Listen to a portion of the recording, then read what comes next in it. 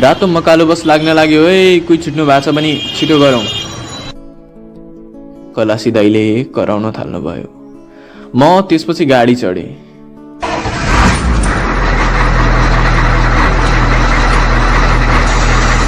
गाडी स्टार्ट भयो र लाग्यो आफ्नो गन्तव्यतिर। म अमन शर्मा, घर मेरो झापा, 23 वर्ष टिटो। कहाँ जाँदैछु सोचिराख्नु भएको होला। भरतपुर काउन्सिलिङको लागि। हो, एकदम ठिक बुझ्नुभयो। I am not a doctor but I am mentally ill person. पागल सोच्नुभयो होला, तर त्यो पागल पनि नभई डिप्रेसन थियो मेरो। कुन भाषामा बुझाउने गाह्रो छ। दैनिक डिप्रेसन अनि अन्य मेन्टल हेल्थको कारणले उपचार नपाएर ज्यान कयौँले गुमाएका छन्। आशा गरौँ यो बारे सचेतना पनि सबैलाई पुग्छ। म कसरी यो स्थितिमा पुगे जिज्ञासा मनमा आयो होला। कसरी आज काउन्सिलिङको लागि जानु पर्यो, यस्तो अवस्था कसरी भयो होला, सबै तपाईँले थाहा पाउनुहुन्छ। म मेरो कथा अघि बढाउँछु। आज झन्डै 1.5 वर्ष बितिसकेछ। म चाहेर पनि अघि बढ्न नसकेको, पक्कै नबढेको थाहा छैन मलाई। सायद म त्यही विगतका दिनका स्मरण गरेर बस्ने बानी भइसकेको छ। उसले दिएको उपहार स्वरूपको यादहरूको आदत भइसकेको छ। आशासँगै छोट मेरो जीवनको सहारा बनिसकेको छ। अज्ञानले लेखेको एक्लो झैँ एक्लो भएको छ र एक्लै लड्दैछ। ब्याचलर पढ्नका लागि काठमाडौँ सहर पसेको थिएँ, केही सपना र आशा बोकेर। मामा बाबाको आशीर्वादलाई आफ्नो हिम्मत बनाएको थिएँ। नयाँ सफर, नयाँ सहर, नयाँ मान्छे र नौलो अनुभूतिको साथमा एक ब्यागमा आफ्ना ती जो लुगा, सर्टिफिकेट, फोटो एल्बम, डायरी र मामुले प्याक गरिदिनु भएको खानेकुरा बाहेक सारा थियो त केवल सपनाहरू। यो थियो मेरो नौलो सुरुवातको आगमन।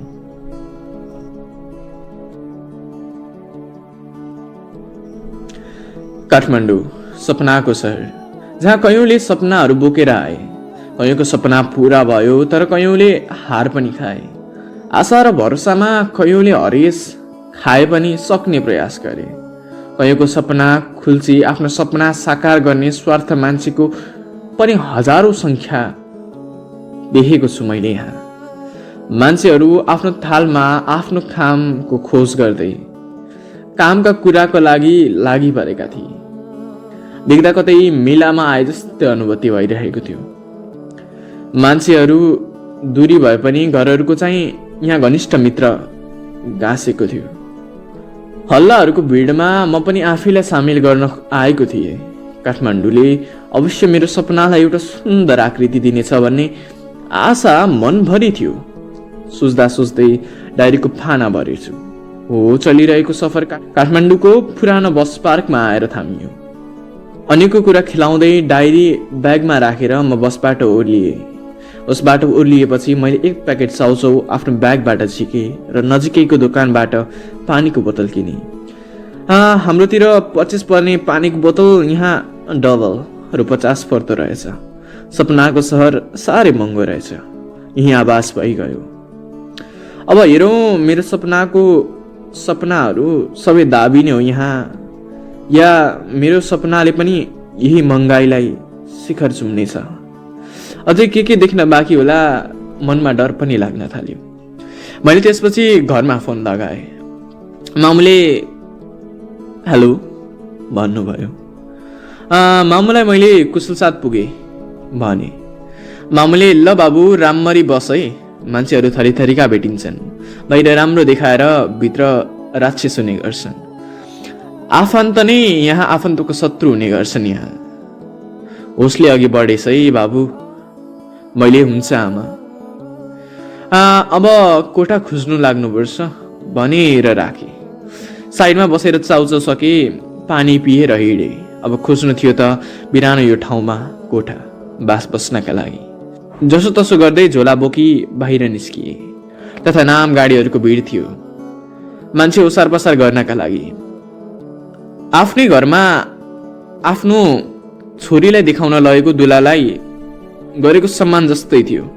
ज्वाइँलाई ससुराले गरेको सम्मान जस्तै गरी बोलाइरहेका थिए। मेरो गाडी चढ्नुहोस्। यो गाडी जान्छ सस्तोमा यो आउनुहोस् भनेर भनिरहेका थिए। कयौँले बाटैमै सामान पक्रिएर लगिरहेका थिए। यही मध्ये म पनि एउटा गाडीमा सवार भएर निस्किए आफ्नो सपनाको सहर काठमाडौँको सास फेर्दै गन्तव्य सुम्न।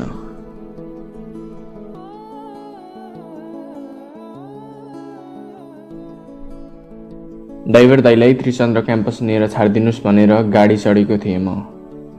गाडीमा उज्जवल सागरजीको सुन्दर स्वरमा कोपिलाहरू फुल हुने आसमा भन्ने गीत बजिरहेको थियो। कोपिलाहरू फुल हुने आसमा फुलिन्छन् कति चुडिन्छन्। गीतलाई रोक्दै चर्को आवाजमा ड्राइभर दाइले सोध्नुभयो, अनि बाबु त्रिचन्द्र कलेजमा पढ्न आएको, अनि घर चाहिँ कता नि? मैले हजुर ब्याचलरको कोर्स गर्न आएको जापाबाट, भोलिबाट सेमिस्टर जोइन गर्ने तर्खरमा छु। आज त्यहाँ नजिकै कोठा खोज्नु छ। यसरी सामान्य कुरा भयो। यदि सुनेर कोठा पाउने क्षेत्रमा मलाई लगेर छाडिदिनु भयो। ल भाइ भाडा यति भयो भन्दै शुभयात्रा राम्रो गरेस् हरेस नखाएस् भन्नुभयो। मैले यसपछि पैसा झिकेर धन्यवाद साथ पैसा तिरे र लागे। सायद यो बिरानो ठाउँमा शुभचिन्तक भेट्नु खुसीको कुरा थियो। सायद सङ्घर्षको यात्रामा निकै चोट खाएर एक्सपिरियन्स पनि थिएन दाइ। बोलचाल राम्रै भएको थियो।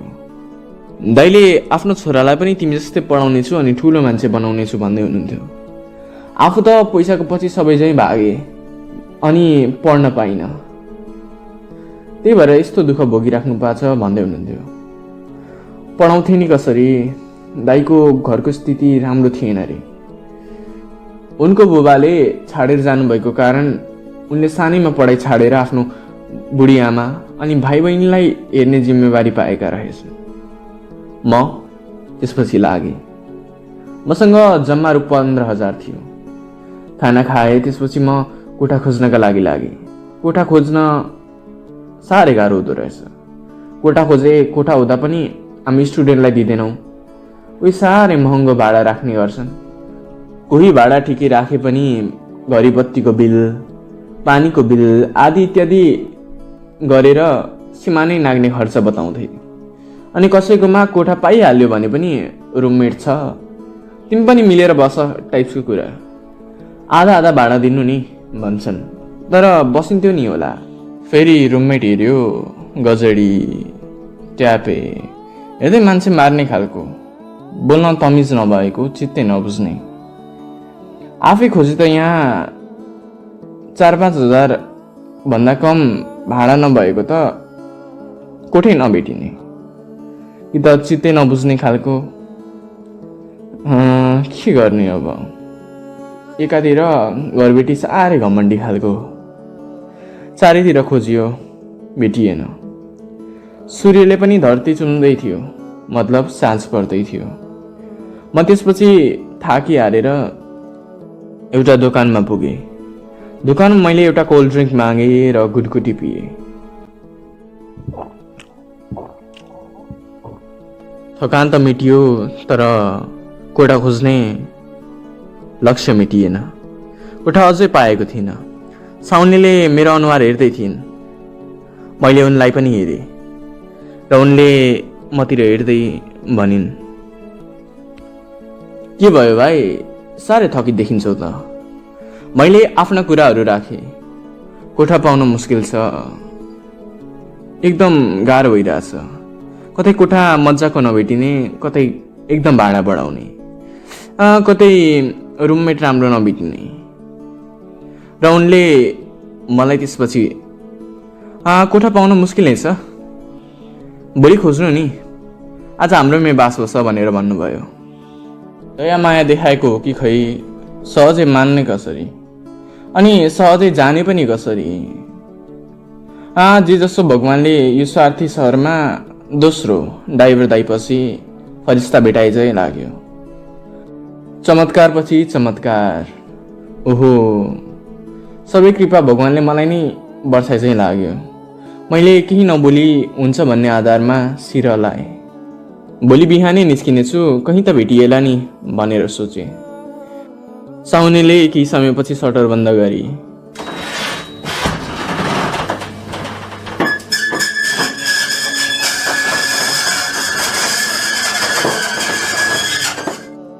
अनि हामी लाग्यौँ साउनीको घर। साउनीको घर पुग्यो, उनीले ताल्चा खोलिन्।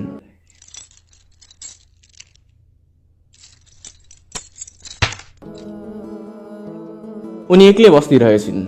उनको श्रीमान विदेश गएको रहेछन्। 4 वर्ष भएको रहेछ। यसपालि पनि अगाडि साल चाहिँ आउन पाएका थिएनन्। सुपरभाइजर थिएन एउटा जाने माने ठुलो कम्पनीको। मलाई कोठा देखाइयो। म गएर फ्रेस भएँ। उनीहरू पनि यहाँ कोठामै बस्दो रहेछन्। त्यसपछि केही समयपछि खाना पाक्यो। हामीले खाना खायौँ। रातको 10 बजिसकेछ।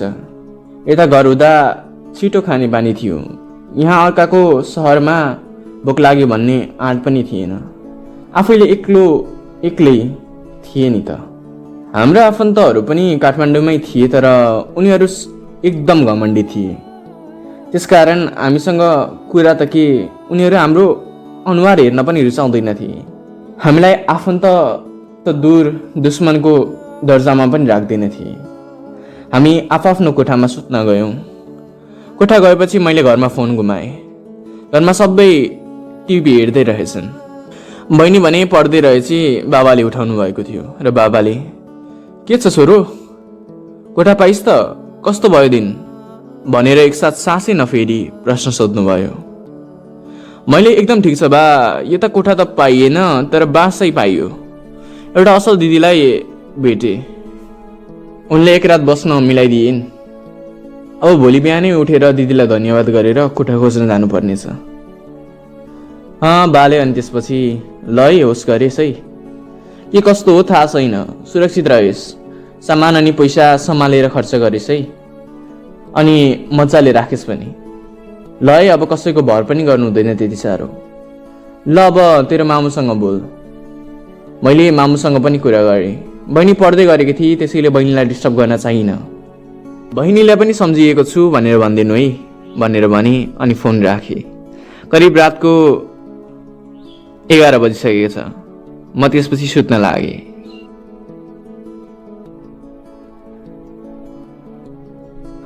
मेरो थकान भरिएको निन्द्रा भङ्ग गर्दै करिब मध्यरातको 12:31 मेरो कोठामा ढकढक भयो।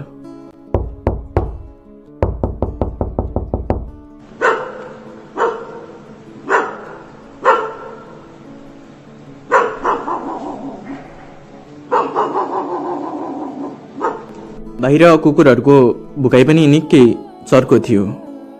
मैले को भनेर सोधिरहेको थिएँ। जवाफ नआएपछि मैले डराउँदै ढोकातर्फ लम्किँदै मैले ढोका खोलेँ।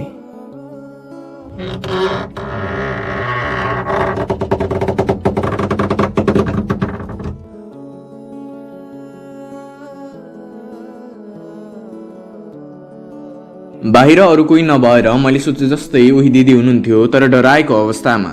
त्यसपछि दिदीले डराउँदै, बाहिर कोही छ, एउटा छाया भर्खर त्यहाँबाट पास भयो है, के हो, माथि आज घरबेटी पनि छैन, हेरिदिनुहोस् न। यति सुनेपछि मलाई पनि डर भयो। कतै कुनै चोर त होइन, चोर नभए कतै केही अरू नै भूत प्रेत त होइन। मन शान्ति पारेर म दिदीलाई आश्वासन दिँदै बोले, केही हुन्न दिदी, म जान्छु, हेरेर आउँछु, नआतिर्नुहोस् न, पानी पिउनुहोस्। त्यसपछि दिदीको हातको टच लिएर म परसम्म गएर हेरेर आएँ। कोही र केही पनि नजरमा आएन। फेरि बाबाको कुरा मनमा आयो, थेत होइन त्यस्तो सोच। रुम गए। दिदीले अलिक हल्का महसुस गर्दै हुनुहुन्थ्यो। त्यसपछि कोही छैन नि दिदी, परसम्म हेरेर आए, केही देखिन, भ्रम भएको होला तपाईँलाई भने। त्यसपछि दिदीले मलाई भनिन्, सुन्नुहोस् न अमन भाइ, म आज यहीँ सुत्छु, तिमीलाई असहज त हुँदैन नि? 2टा बेड छ, तिमी उताको बेडमा म यताको बेडमा सुतौँला नि त। मैले चाहेर पनि नाइ भन्न सकिनँ, किनकि दिदीको घर थियो अनि दिदी डराउनु पनि भएको थियो। त्यसपछि दिदी अर्को बेडमा र म त्यहाँ नजिकको अर्को बेडमा ढल्किएँ। म निदाउन सकिनँ, उल्टे गरेर एक्कासी दिदीतिर ध्यान गयो। दिदीको स्वभाव एकदम बेग्लै थियो, दिदीको हाउभाउ चेन्ज भएको थियो। दिदी एकदम अश्लील हरकत गर्दै इसारा दिँदै हुनुहुन्थ्यो। दिदीको चाहना के थियो मैले बुझिसकेको थिएँ। नबुझे चाहिँ ध्यान अर्कातिर मोडेर म नजर अन्दाज गर्न खोज्दा दिदीले मेरो नजिक आइराख्नु भएको थियो। दिदीले भाइ तिमी साह्रै राम्रो छौ, देऊ न ल भनिन्। मैले दिदीलाई पर सार्दै के भन्नुभएको दिदी, छ्या पर सर्नुहोस् भनेर भने। त्यसपछि झन्डै दिदीले अग्रसित भएर मलाई समात्नु भयो। मैले चिच्चाउन लाग्या थिएँ, तर दिदीले मेरो मुख बन्द गर्दै मेरो मुखमा एउटा कपडा हालिदिनु भयो। म कपडा खादिएपछि बोल्न सकिनँ, मलाई डोरीले बाँधिदिनु भयो। म सक्दो छुट्न खोजिरहेको थिएँ। दिदीले भन्नुभयो, हेर भाइ, तिमीलाई मैले त्यसै बास दिएको हो जस्तो नसोच। तिमीलाई बास दिनको कारण यो थियो, मलाई मेरो काम पुरा गर्न देऊ। मलाई तिमी साह्रै राम्रो लाग्यो, तिमी केही नबोला। यहाँ तिम्रो केही पनि चल्नेवाला छैन। होला झुट म छु, तर सत्यता तिम्रो भए पनि नारीले चिचायो भने तिम्रो यात्रा यहीँ सकिन्छ, बुझ्यौ नि? तिम्रो सुरु दिने यात्रा नराम्रो बित्छ अनि त्यसपछि तिमी जेलको रड समाउँदै बस्नेछौ। बुझ्यौ होला नि? तिम्रो यात्रा खराब पार्नु पनि छैन होला तिमीलाई। त्यसैले चुपचाप मलाई मेरो काम गर्न देऊ, त्यसपछि म तिमीलाई छोडिदिन्छु। त्यसो भन्दै मेरो शरीरमा चुम्बन गर्न थाल्नुभयो। मैले लगाएको सर्टको बटन खोल्दै मेरो शरीरमा चढेर पेन्ट पनि खोल्नुभयो। म केही गर्न नसकेको थिइनँ। भर्खरै दिदीको कपडा पनि खोलियो। शरीरसँग अर्को शरीर रेटिँदा म डराइरहेको थिएँ, मन चिसो भइरहेको थियो।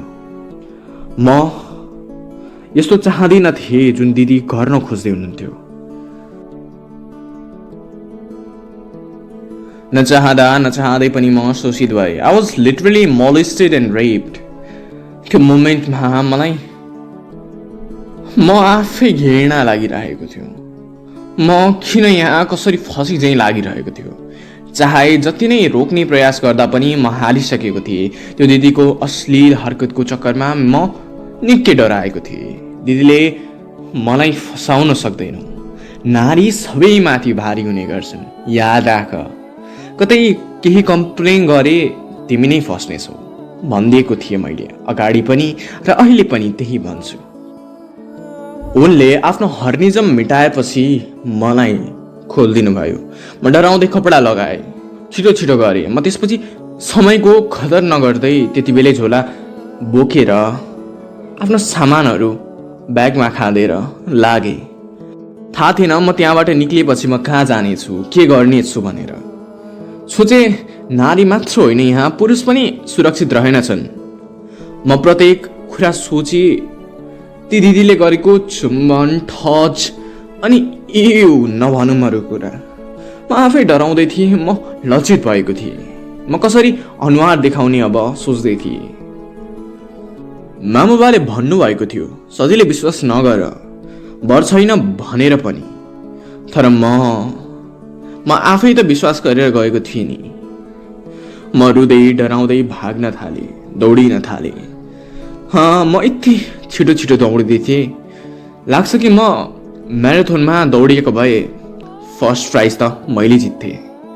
सपनाको संसारले तपाईँको छोरालाई पहिलो दिनमै शोषित गरिदियो, बाबा मामु मनमनी भनी। केही बेरमा म एउटा गुम्बा जस्तै वखै मन्दिर थियो, थाहा छैन। त्यो ठाउँ देखेँ र साइडमा खाली ठाउँ पनि थियो, त्यहाँ गएर बसेँ। म त्यहाँ ब्यागबाट तन्ना झिकेर भुइँमा बिस्तारा लगाएर ढल्किएँ। म त्यसपछि फेरि सोच्न थालेँ, हन के हो सपना, तिमीलाई पाउन यतिको पीडा भोग्नुपर्छ? यस्ता कुराबारे सूचित गराइदिए भए हुन्थ्यो नि, तयार त बस्थे कमसेकम, म भोग्न काबिल त हुन्थे। गल्ती मेरै थियो। दोकानमा मैले त्यो दिदीले भनेको प्रस्ताव नमानेको भए उचित हुन्थ्यो होला नि। म कतै बसिहाल्थेँ होला, जे गरेर पनि टार्थ्यो होला। म यो कुराबाट बाँच्न त सक्थेँ।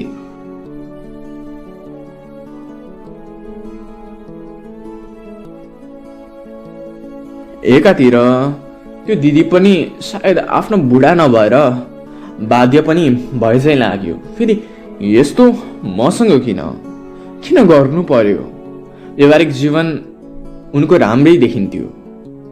के काठमाडौँले उनलाई पनि खायो, उनलाई पनि बिगार्यो? मलाई उनको अस्तित्व धेरै थाहा छैन। विगत केही भएको होला। त्यसैले त विगतका दिन सम्झेर विगतका दिनको भोगाइले गर्दा उनी यस्तो भएको होला चाहिँ लाग्यो। म जे होस् अब भइगयो।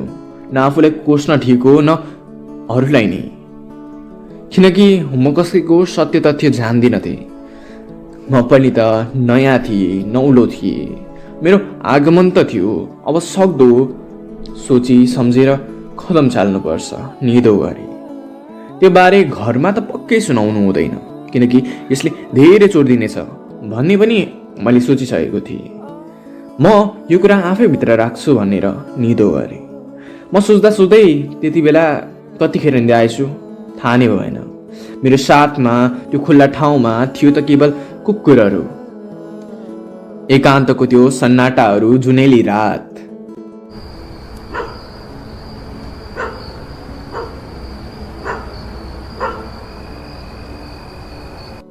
एक रात भए पनि टुहुरोको जीवन कस्तो हुन्छ भनेर मैले महसुस गरेँ। डरले त्रासित भएको थिएँ। चाहे नचाहे त्यहाँ निदाएको थिएँ। मैले भोगेँ साँच्चै टुहुरोको जीवन कस्तो कठिन होला। मैले थोरै समयको लागि यहाँ बिताउँदा त यस्तो हुन्छ भने।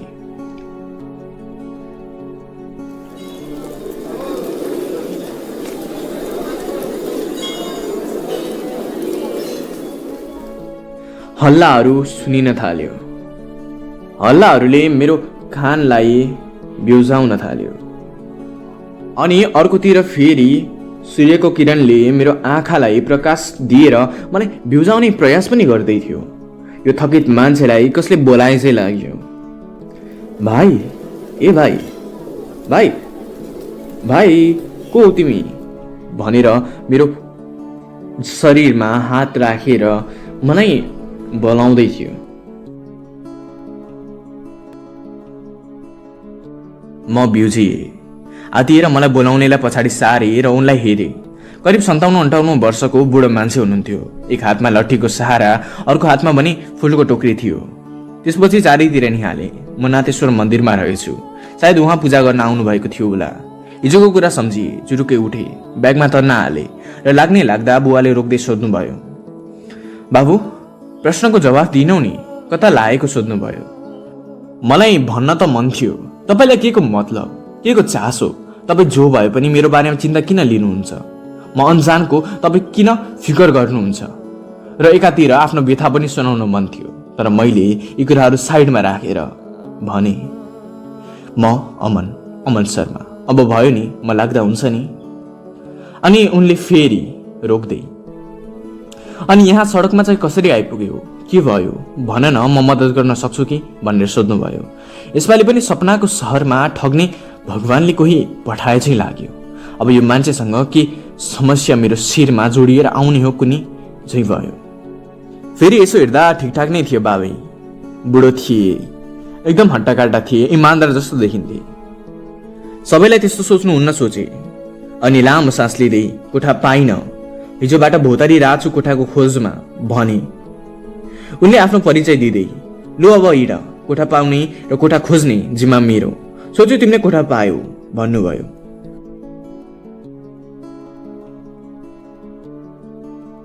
उहाँ लेखनाथ राजवंशी काठमाडौँमा आफ्नो व्यवसाय लिएर छिरेको 20 वर्ष भएछ। उनका 3 छोरा मध्ये 2 छोरा अहिले अमेरिकामा बस्दो रहेछन् र 1 छोरी अस्ट्रेलियामा बसोबास गर्दो रहेछन्।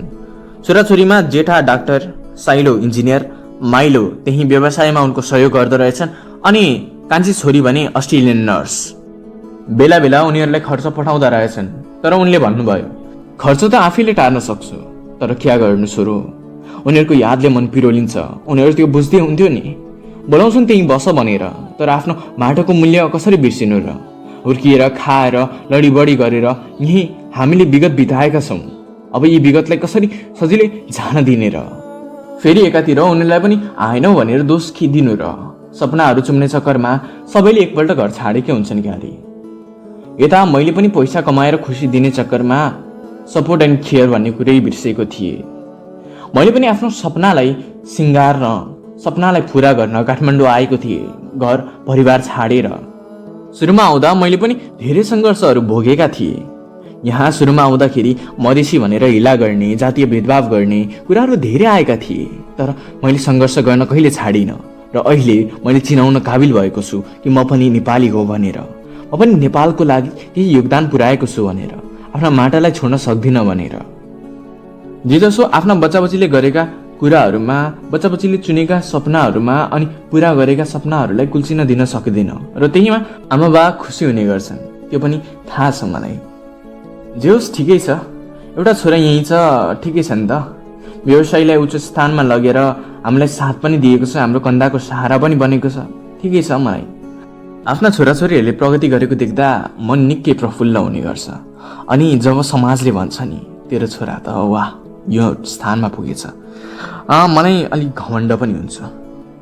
छोरीको कुरा पनि अब के भनौँ, छोरी पनि अस्ट्रेलियन नर्स भइसकेको छ, एकदम आफ्नै स्थानमा पुगिसकेको छ। जे भए पनि अरूले भनेको सुन्दाखेरि मन शान्त हुन्छ, हो त्यो प्रकारको घमण्ड हुन्छ। त्यसलाई घमण्ड भन्दा पनि तिमीहरूको प्रकारमा भन्यो भने प्राउडनेस, आफ्नो छोराछोरीले गरेका कामहरूको प्राउड फिलिङ्स। उनले त्यो सँगै यो कुरा पनि भनेका थिए, तिमीले कोठा भाडा चाहिँ दिनु पर्दैन, तर समय समयमा चाहिँ कोठामा हुनुपर्छ, चाँड रक्सी हुनुहुँदैन, थाहा पाए निस्किन्छौ त्यो दिन। त्यो पनि यी कुराहरूलाई साइडमा राखेर मैले चाहिँ कोठा भाडा दिने निदो गरेँ। मैले रु 1500 चाहिँ महिना हजुरलाई बुझाउँछु भनेर भने।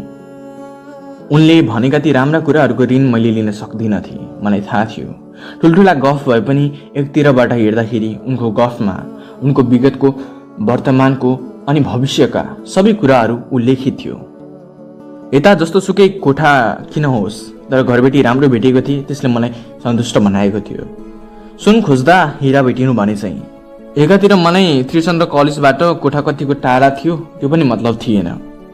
ज्याथा मार्ग हुँदै गणेश चोक अनि तालसी मार्ग अनि फेरि ज्वालामाई मार्ग, म र उहाँहरूको बस्ने ठाउँ पुग्यौँ। ठ्याक्कै भन्नुपर्दा बुद्ध चोक रहेछ। रुम देखाइन्, एकजनालाई पर्फेक्ट रुम भन्दा पनि घरै जस्तो सुविधा सम्पन्न भएको कोठा थियो। एउटा बेड, एउटा चुलो, एउटा टेबल थियो, साथमा एट्याच बाथरुमको साथ। म फ्रेस भएर आएँ।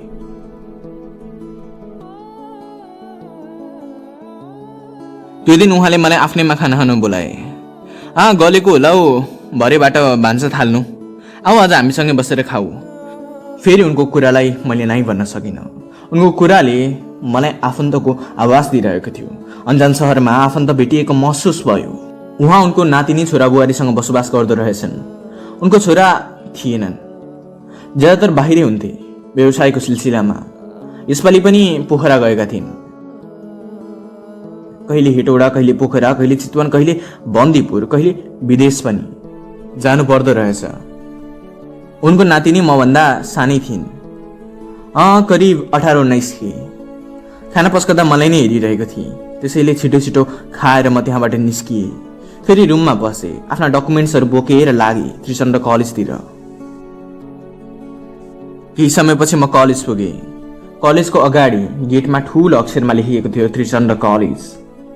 मैले मेरो सपनाहरू निहाल्दै थिएँ। मेरो त्रिचन्द्र कलेजको यात्रा मैले सुरु गर्दै थिएँ। सायद त्यो कलेजमा भर्ना हुने थिइनँ होला म, यदि मसँग क्षमता नभएको भए। म यहाँ स्कलरसिप पाएर आएको थिएँ। म त्यसपछि अफिस छिरेँ, अफिसमा फर्म मागेँ। मैले फर्म भरेँ। फर्म भरिसकेपछि म बाहिर निस्किएँ। बाहिर एउटा होल थियो अनि त्यो होलमा एउटा सुन्दर आकृति थियो जसमा मेरो ध्यान गयो। त्यसपछि चाहिँ नचाहि मेरो मनमा यो गीत गुन्जिन थाल्यो। मौसमको चाहिँ के दो सुन्दरतामा तिम्रो हराइरहेमा नन्ना। म त्यसपछि गएर भिडमा सामेल भएँ। उसलाई नजिकैबाट देख्दै थिएँ। मभन्दा 2 फिट टाढा थियो। ब्ल्याक जिन्स, ब्ल्याक लेदरको ज्याकेट अनि टप, खुट्टामा म्याचिङ बुट, खुल्ला कपाल, फक्रिएको फुल जस्तै उनको जिउडाल, लामो मुहार, ओठमुनि कोठी थियो यार। मुस्कुराउँदा निस्किने थियो दारा। नसालु गुलाबी थियो उसको आँखा, चुन्निकै गहिरो अनि गाढा। हातमा हेलमेट समाएर त कुकुर यस्तो उस्तो भनेर गाली गर्दै थिइन्। भिडको मुखबाट सुन्दा उसको स्कुटीमा आएर अर्कोले गाडी ठोक्यो रे। एकछिनको बाजाबाजपछि उसको साथीले, आसमा जान दे, छोड्दे यस्तालाई, ढिलो हुन्छ अहिले, यस्तासँग मुखमुखे लागेर केही काम छैन भन्दै थिए।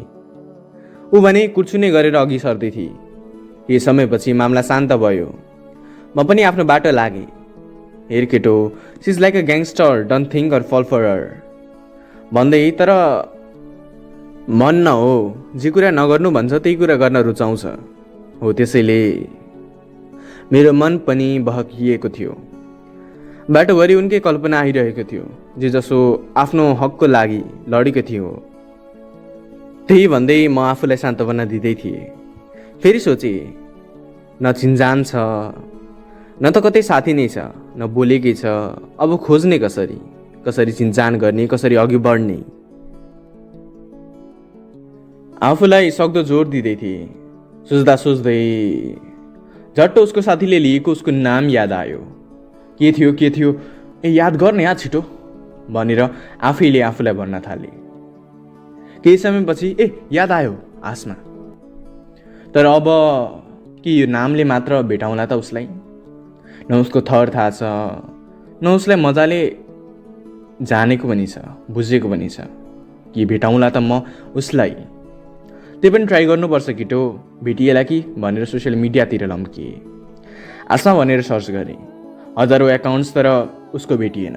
त्यसपछि या जान दे, अन्जान बनेर आई, अन्जान बनेर रहन दे। पढाइ गर्न र सपना साकार गर्न आएको होस् त, छाड यस्ता कुरा। प्रयासपछि नभेटिएपछि मैले ठिकै छ, कुनै दिन भेटेँ भने अवश्य केही कन्ट्याक्ट लिनेछु र प्रस्ताव राख्नेछु र अघि बढ्नेछु। त्यसपछि म खाद्य सामग्री किन्न गएँ। 4000 त्यहीँ सकियो। तर सामान 4000 जतिको थिएन। खाना पकाउन लागे, खाना पकाएँ, खाएँ, तर खै खल्लोपन थियो। घरको मिठास कम थियो कि पकाउन केही कमी कमजोरी देखाए। घरमा फोन घुमाएँ, कुरा गरेर राखेँ। भोलिपल्ट कलेजतिर लागेँ। मेरो पहिलो सेमिस्टर एटेन्ड गर्ने दिन। म कक्षातिर लम्किँदै थिएँ, तर एकजनामाथि ध्यान गयो। ऊ अरू कोही नभएर हिजोकै केटी थिए। मनमा नै एउटा अर्कै आवाज हुन थाल्यो, एउटा मधुर धुन छाउन थाल्यो। जो सपना भरि हँसाएर जाँदा छौ हौ तिमी, जो कल्पना बाहिर निस्कन दिँदैनौ चिनी। आहा, भगवानले सपनालाई विपनामा पनि ल्याइदियो। सरी आसमालाई। यति कुरा सोचे, तर उसँग बोल्न जान भन्दा मलाई कक्षातिर लम्किन थियो। समय कम भएकोले म कक्षातिर छिरेँ। पछि भेटौँला र पछि खोजौँला भनेर। कक्षा खाली खाली थियो। सायद क्याम्पस भएर होला, आधी जति बाहिरै डुलेर बस्थे वा आउँदैन थिए, एब्सेन्ट हुन्थे। सर पनि भित्रिनु भयो, पढाउन थाल्नुभयो। तर केही समयपछि उही आसमा हाम्रो कक्षाको ढोकानेर आएर उभिए। मे आई गेट इन सर? वाह, हिजोभन्दा पनि मधुर रूपमा सुरिलो आवाज, क्या सुनिरहँ लाग्ने। मे आई गेट इन सर? त्यो मे आई गेट इन सर मलाई मे आई कम इन यो हार्ट, तिम्रो हार्टमा बस्न सक्छु जस्तो अनुभूति भइरहेको थियो। त्यसपछि सरले आऊ भित्र। उसलाई भित्र छिराएपछि सरले उसको इन्ट्रोडक्सन आफै गरिदिनु भयो। सायद चिन्जान पहिले थियो होला कि खै के विशेषता थियो प्रति। सरले उहाँ चाहिँ हाम्रो कलेजको सपोर्टिङ पार्टनरको छोरी आसमा पन्त। यसपालिबाट हामीसँगै पढ्छे, सबैले माया गर्नु है। नभन्दै जे हुनु थियो त्यही भयो। उसलाई मेरो सिटमा बस भनेर सरले भनेपछि ऊ म कहाँ आएर बसिन्। नभन्दै जे हुनु थियो त्यही भयो भन्नुको मतलब ग्याङ्स्टर जस्तै थिए, डराएको थिए, तर मनभरि माया थियो। कता कता उप्रति आकर्षित भएको थिए। त्यसैले पनि होला त्यो कहावत याद आएको, त्यो कुरा याद आएको। म कहाँ ऊ र उनको साथी मनसुन आएर बसिन्। कक्षा मजाले सकियो। बोल्छु र सोध्नेछु सब थोक भनेर भन्ने मान्छे म एकदम शान्त भएको थिएँ। सधैँ जे कुरामा पनि बोल्न सक्ने म आज चुप थिएँ। सबैले उसँग कुरा गरिन्, तर उसकै बिन्स पार्टनर भएर बसेको म चाहिँ निशब्द। सायद ठुलो मान्छेको छोरी भएर पनि लागेको होला, तर त्यो नभए पनि एउटा अर्कै अनुभूति थियो। त्यसैले पनि होला लजाएको थिएँ म। दिनहरू बित्यो। केही सिप नलागेपछि उसले आफै मसँग इन्ट्रोडक्स गरी। यतिका दिनसम्म मेरो मित्रता सबसँग गाँसेको थियो, म बाहेक। त्यसैले पनि उसले हात बढाइ होला। त्यति बेलासम्म मेरो फेसबुकमा उसको नामहरू सर्च नगरेको त मैले कहाँ हो र। सक्दो प्रयास गरेको थिएँ, तर फेसबुकमा भेटेको थिइनँ। उसले भनिन् म त फेसबुकमा छैन। पहिला चलाउँथेँ तर मन परेन, त्यसैले छाडिदिए चलाउन। उसलाई चलाऊ भनेर आग्रह पनि गर्ने थियो होला, तर उसले we can get connected on WhatsApp यदि चाहन्छौ भनेर भनी डाइरेक्ट नम्बर सेयर गरिन्। हामी वाट्सएपतिर लम्कियौँ। त्यति बेलासम्म मेरो मिल्ने साथी आयुष पनि भइसकेको थियो। आयुष बुढा सैनी। उसको बुबा आइटीको बिजनेसमा लागि परेका थिए। उसले गर्दा नै मैले जागिर पाएको थिएँ। भन्नाले सजिलै रूपमा जागिर पाएको थिएँ। मलाई भौतारिरहनु परेको थिएन। आयुषको बारेमा डिटेलली भन्ने हो भने ऊ अलि बोका टाइपको केटो थियो। केटीलाई युज एन्ड थ्रो भन्थ्यो। सायद उसको केही भएर होला, त्यसैले गर्दा आजकल केटीमाथि विश्वास सजिलै गर्दैन थियो। केटीलाई माछा मानेर सजिलै आफ्नो बल्छीमा पार्न सफल हुन्थ्यो। हप्तापछि नयाँ केटी गुमाउँथ्यो। जे होस् मेरो लागि ठिक थियो। बाहिरी रूपमा नराम्रो भए पनि भित्री रूपले राम्रो थियो। यतिका दिनसम्म हामी चारजना, आसमा, मनसुन, आयुष र म, हामी घनिष्ठ मित्र बनेर बस्न पुगेका थियौँ। मनसुनलाई आयुष मन पर्थ्यो भने मलाई आसमा। आयुष पनि मनसुनलाई हेर्थ्यो, तर उसलाई भन्दा उसको त्यो फिगर निहाल्थ्यो उसले, र उसको त्यो हिमाल। कत्रो हिमाल यार त्यसको भनेर सधैँ मलाई भनिरहन्थ्यो। यसलाई पाएको भए त छोडिदिन्थ्यो भनेर पनि भन्थ्यो। तर म भने उसलाई सधैँ सम्झाउँथेँ यस्तो गर्नुहुन्न सोच्थेँ, अनि बताउँथेँ पनि। यता आसमाले मेरो बारेमा के सोच्थे थाहा थिएन। मैले आयुषलाई सुनाएको थिएँ। बेला बेला आयुषले मेरो बारेमा फुत्क्याउँथ्यो, तर त्यतिखेर आसमाको भने न्यून जवाफ हुन्थ्यो। ऊ मात्र मुस्कुराइदिन्थे। आयुष यता मनसुनसँग सम्बन्ध गाँस्न पुग्यो। मङ्सिर लाग्यो। जाडोको महिना कतै घुम्न जाने कुरा चलिरहेको थियो। त्यति बेला आयुषले मलाई अनि आसमालाई अनि साथै हामी सबैलाई घुम्न जान प्रस्ताव राख्यो। अनि त्यति बेलै आयुषले मलाई आसमालाई प्रपोज गर्नु नि त्यति बेला भनेको पनि थियो। मैले पनि सक्दो प्रिप्लानिङ गर्दै थिएँ। केही यताउति कुराहरू राखेर हामी कता जाने निर्णय लिने भनेर प्रश्न सोद्धा पूर्वतिर जाऊँ न भनेर सबैले भनेका थिए। सबै प्राय पूर्वतिर घुमेका रहेनछन्, त्यसैले होला पूर्वतिर घुम्न जान रुचाएका थिएन्। मैले भने पूर्वको चप्पा चप्पा घुमिसकेको थिएँ, तर यता आफ्नोलाई पाउने र आफ्नो घर छिर्ने मौका पाउँदै थिएँ। त्यसैले हुन्छ भनेर राजी भए। हामी इलाम मजाले घुम्ने निर्णय गऱ्यौँ। तयारीपछि हामी त्यसपछि स्याटरडेबाट एक हप्ताका लागि टुर गर्ने निधो गऱ्यौँ। हामी चारजना, साथमा 2 जना थप कपल्स बाइक र स्कुटीमा निस्किने भयौँ। हामी अब गर्ने थियौँ त प्रतीक्षा स्याटरडेको, जहाँ हामी टुर जाँदै थियौँ।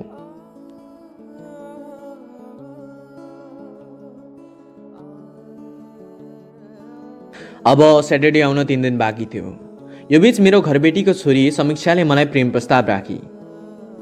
मैले उसलाई राम्ररी सम्झाएँ कि म अरू कसैलाई माया गर्छु। ऊ राजी पनि सजिलै भई। समीक्षा निकै राम्री थिए। सायद घरबेटीको छोरी नभएको भए, म अरू कसैलाई माया नगरेको भए। उसको उमेर पुगेको भए सायद प्रेम स्वीकार्ने थियो होला। स्याटरडे आयो। भने जस्तै सामान बाँधेर हामी 8 जना निस्क्यौँ। 3 जना कपल्स अनि म र आसमा। हेटौडा हुँदै चितवन, नवलपरासी, जनकपुर गर्दै हामी तराईको क्षेत्रको बाटो लिएर इलामतर्फ लम्कियौँ। एक दिनको रात आउँदाखेरि हामीले नवलपरासीमै रात बितायौँ अनि यता इटरी, दमक, सुनसरी हुँदै हामी बिर्तामोड आइपुग्यौँ। डाइरेक्टली बिटिएम टु छाराली हुँदै जाने सोच नभएर हामी चन्द्रगढीबाट जाने निधो गऱ्यौँ, किनकि चन्द्रगढीमा मेरो घर पर्थ्यो। हामीले त्यो रात मेरो आफ्नै घरमा बस्ने सोच्यौँ। घर साँगुरो थियो तर मन ठुलो थियो। हामी सबै रातमा छतमा सुत्ने प्लान बनायौँ। मामुले 1 केजी भन्दा अलि बढी मासु लिएर आउनुभएको थियो। काँक्रा, पापड, दाल, मासु, आलु, गुन्द्रुकको अचार, घिउ आदि थियो। सबैले मिठो मानेर खायौँ। सायद धेरै दिनपछि आएको खुसीले होला मामुले धेरै थोक बनाउनु भएको थियो।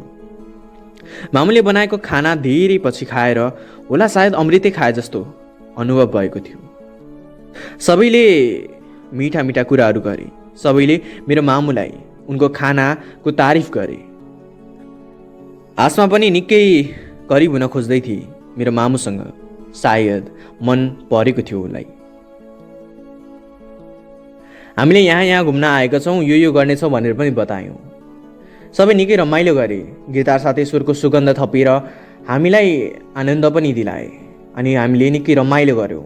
सायद तिम्रो मेरो भेट फेरि होला या नहोला, तर सम्झना छ छातीभरि।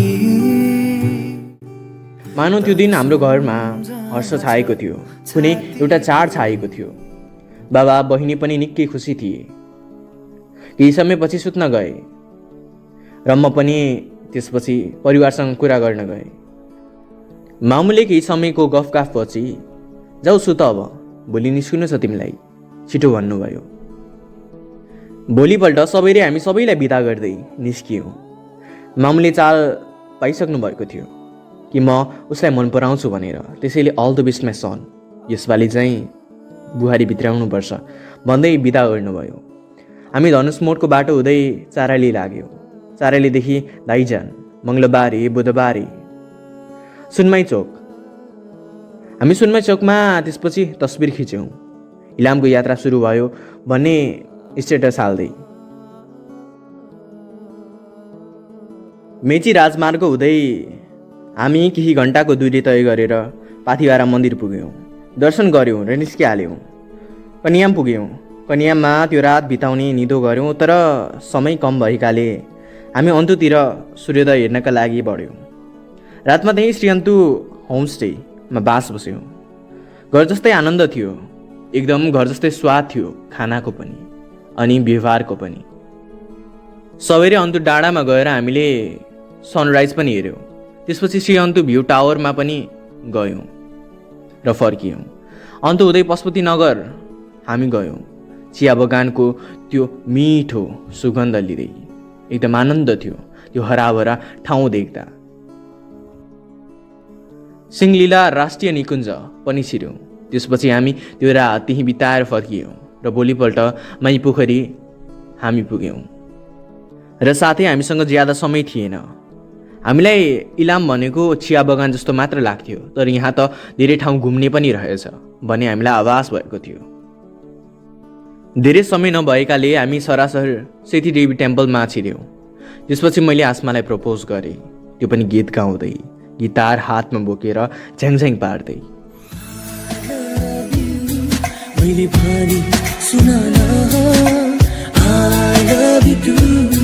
तिमी पनि भन न I love you, मैले पनि सुन न I love you too, तिमी पनि भन न। एकछिन सोची अनि त्यसपछि I love you too भन्दै मेरो प्रस्ताव स्वीकारी र हामी इलाम चोकमा बास बस्यौँ। भोलिपल्ट इलाम भ्यू टावर हेर्ने अनि त्यसपछि हामी निस्किन्छौँ काठमाडौँ भन्ने सोच राखेर। सोचसँगै हामी त्यही अनुसार अघि बढ्यौँ र हामी त्यसको भोलिपल्ट इलाम भ्यू टावर हुँदै हामी काठमाडौँ फर्कियौँ। हामी शुक्रबार बेलुका काठमाडौँ पुग्यौँ। सबैलाई छाडेपछि आसमा पनि मलाई छाडेर जान्छे भनेर मलाई कोठा लगेर छाडिदिए। त्यो दिन मैले पहिलोचोटि आसमाको ओठको स्वाद लिन पाएको थिएँ। आसमासँग आफ्नो स्पर्श साट्न पाएको थिएँ, आफ्नो सास साट्न पाएको थिएँ। मलाई कुरेर समीक्षा भने बसिरहेको रहेछ। उसले सब थोक देखी तर नजरअन्दाज गर्दै आउनुहोस् भित्र भनेर डोका लगाई। त्यसपछि प्रेमको असल सुरुवात भयो। मिठा बात हुन थाल्यो तर कता कता पैसा माग्ने चलन थियो आसमाको। यो चाहियो त्यो चाहियो भनेर नखरा देखाउँथे। यस्तो उस्तो तपाईँ त केही पनि गर्नुहुन्न भनेर भन्थे। निकै गाह्रो हुने रहेछ प्रेम सम्बन्धमा बस्न अनि नखरा झेल्न जस्तै लाग्न थाल्यो। फेरि सक्छु म उठाउन सबै कुरा, यदि माया गर्छु भने यी नखराहरू उठाउन किन नसक्नु र पनि भयो। उता आयुष पनि मसँग किन एकदम एक्कासी बोलचाल कम गर्न थाल्यो। सायद केही समस्या थियो भने मलाई भन्दा हुन्थ्यो नि, तर भन्दैन भने ठिकै छ भनेर मैले त्यो कुरा पनि गर्न चाहिनँ र छाडिदिएँ। एक दिन अचानक एउटा यस्तो कुराले मेरो होस उडायो। एउटा मेसेज आयुषकोबाट पपअप भयो। मेसेज थियो आसमा र उसको संयोगको। आसमा र उसको संयोगको अनि क्रियाकलाप गरेको फोटो अनि भिडियोको। म तर्सिएँ अनि आसमालाई कल गरेँ। आसमाले रुँदै मलाई जबरजस्ती गरेको थियो उसले, तर म भन्न सकेको थिइनँ। मलाई माफ गरिदेऊ, मलाई माफ गरिदेऊ। अमन तिमी त बुझ्छौ नि आयुष कस्तो थियो थाहा छ नि तिमीलाई। बोका थियो त्यो साला। यति भनेपछि उसले कल राखी। आयुष यो कारणले पो नबोलेको रहेछ भने चाहिँ मसँग यो कुराहरू किन लुकायो उसले चाहिँ भयो। मनसुन पनि कल गरेर आयुषसँग यस्ता यस्ता कुराहरू भएको थियो र आयुषले आसमालाई पनि नछाडेको भनेर दोष लगाइरहेको थिए। म ब्ल्याङ्क भएँ। के गरौँ नगरौँ सोचेँ। रिसले आगो भइरहेको थिएँ। आयुषलाई फोन गरेर बोलाएँ अनि उसलाई भेटेर सबै कुरा भन्छु भनेर भने। रातको 8 बजेको थियो। मैले मदिरा कहिले नपिउने, तर त्यो रात मदिरा पिएँ वा मदिराले मलाई पिइरहेको थियो। तर जे भए पनि म आनन्द लिएर धुत भएको थिएँ। आयुष केही समयपछि आइपुग्यो। केही पनि नभए चाहिँ वार्तालाप गर्दै थियो वा त्यस्तो सो अफ गर्दै थियो। मैले त साथी भएर साथीको नाम बदनाम गरिस् है आयुषे, के गर्नु यार तेरो। आसमालाई पनि छाडिनस्, के बिगारेको थिएँ। त्यसले भन्दा पनि के बिगारेको थिएँ मैले। पहिला मनसुन अनि त्यसपछि समीक्षा अनि त्यसपछि अब आसमालाई पनि। मैले त्यही रात तँलाई थप्पड लगाएर जवाब दिएको थिएँ, तर त्यही रात तँलाई थप्पडको साथै तँलाई मारिदिनु पर्थ्यो। साले घिन लाग्छ यार साथी भन्दा पनि तँलाई। यहाँ मनसुन र आसमा किन बुझ्नुभयो होला, तर समीक्षा कसरी सोच्नुभयो अवश्य यो कुराको खुलासा गर्नेछु। यो त्यो भन्ने कुराहरू नगरिकन म सिधा त्यही कुरामा पुग्छु। त्यो दिनको कुरा हो जब समीक्षा मात्र थिए र उसको बुबा मामु दुवै उसको हजुरबाको अस्थि, यानि कि जसले मलाई मद्दत गर्नुभएको थियो नि, उसको अस्थि लिएर बद्रीनाथ जानुभएको थियो। त्यति नै बेला आयुष मेरो कोठामा आएको थियो, त्यो पनि नसाको चापमा। र भने जस्तै उसले समीक्षालाई जबरजस्ती प्रेम प्रस्ताव राख्न खोज्दा अनि उसलाई किस गर्न खोज्दा मैले थप्पड लगाएको थिएँ उसलाई। फेरि यही प्रेजेन्ट सिचुएसनमा म पुग्छु है। त्यसपछि आयुषले मलाई त बोल्ने मौका दिन्छस् कि दिन्नस्, के भएको थियो र किन यस्तो गरे सुन्न अगाडि। हो आसमा र म शारीरिक सम्बन्धमा बाँधियो, तँलाई थाहा छ नि। म नसामा हुँदाखेरि म कसैलाई चिन्दिनँ र म त्यो रात पनि त्यही भएको थियो। मलाई आसमाले जबरजस्ती पिलाइ र तिमीहरू सुतिसकेका थियो। तँलाई उठाउँछु भनेको थिएँ तर उसले लिएर गई। जे सुनेको छौ त्यो सबै झुट हो। बुझ्ने कोसिस गर नि यार। म तिम्रो यानि कि मेरो भाउजूलाई किन हात लाउँथे? त्यो केटी नै जस्तै थियो। ऊ आफै मेरो इज्जत लुट्दै थिए, म त्यसको होइन। मसँगको भिडियो र तस्बिर बनाएर मेरो पैसा हडप्न खोजेको थिए। थाहा छ त त्यो दिन समीक्षासँग मैले माफी मागेर मैले आफ्नो गल्ती स्वीकार गरेको थिएँ। त बुझ्दिनस्? नपत्या मनसुनलाई सोध के गरे अनि के गरितिर आसमाले। मलाई उसको हरेक कुरा झुट लागिरहेको थियो। उसले आसमालाई दोष दिँदैछ जस्तै लागिरहेको थियो। मलाई उसले सम्हाल्न खोजिरहेको थियो, तर म सम्हाल्ने हालतमा थिएन। म नसामा थिएँ।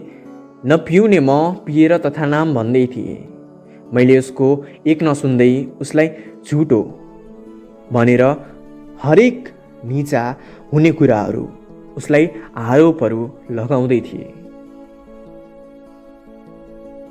मैले उसलाई इँटा टिपेर जोरले हाने।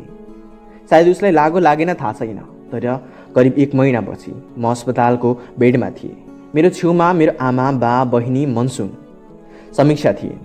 मैले खै आयुष अनि आसमा भनेर प्रश्न सोधेँ। जवाफमा आयुष रहेन। अब ऊ यो संसार छाडेर गइसकेको छ र त्यो आसमा थिएन भनेर आयो। यता मनसुन पनि माफ गरिदेऊ, मैले मेरो इज्जत जोगाउन आयुषलाई दोषी बनाएँ भने। म त्यो रात के भएको थियो सम्झिन कोसिस गरेँ, तर याद आएको थिएन। तर सक्दो प्रयास गरेपछि मैले त्यो रात के भएको थिएँ निहाल्दै थिएँ। त्यो रात इँटाको प्रहारबाट ऊ बाँचेको थियो, तर उसलाई ट्रकले छाडेन। मतलब जब उसले मलाई बचाउन खोज्दाखेरि उसलाई ट्रकले हान्यो। म निशब्द भएँ।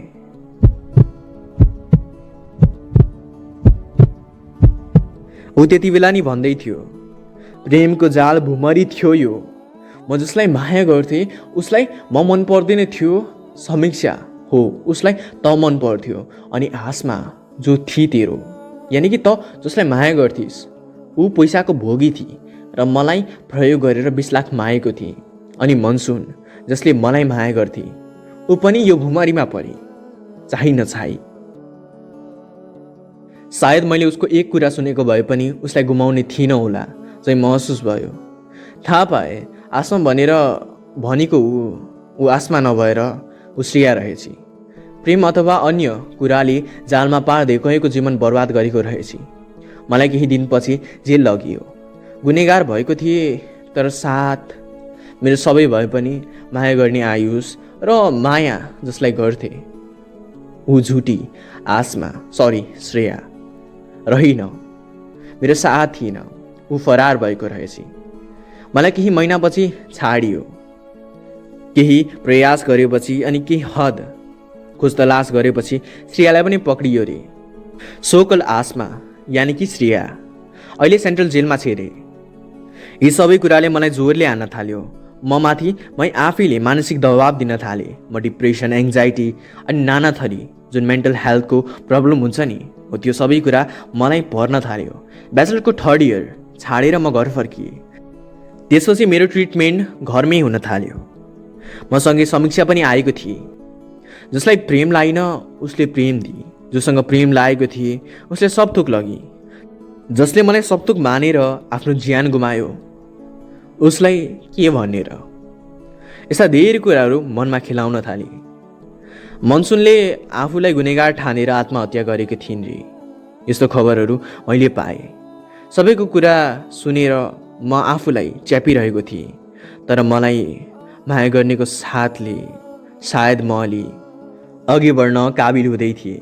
म निको हुँदै थिएँ, तर कता कता दोषी म आफैलाई सधैँ आफैलाई ठानेर निराश हुँदै थिएँ। आज काउन्सिलिङको लागि एपोइन्टमेन्ट पनि उही समीक्षाले मिलाइदिएकी हो। मेरो यात्रा हो चन्द्रगढी झापादेखि चितवन भरतपुरको थामियो। म त्यसपछि बसबाट उत्रिएँ। मलाई समीक्षाले पर्खिरहेको थिए। हामी लाग्यौँ काउन्सिलिङ अफिसतिर।